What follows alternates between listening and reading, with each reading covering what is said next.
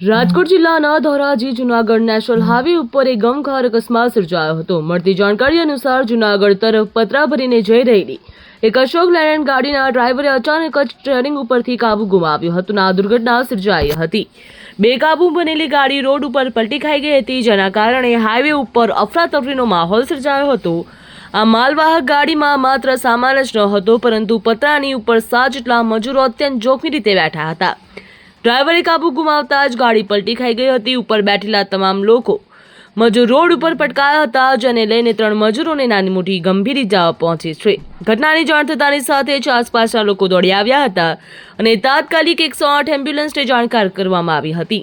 તો 108ની ટીમ ઘટનાસ્થળ ઉપર પહોંચી હતી। 3 ઇજાગ્રસ્ત શ્રમિકોને પ્રાથમિક સારવાર આપી વધુ સારવાર અર્થે ધોરાજી સિવિલ ખાતે ખસેડવામાં આવ્યા।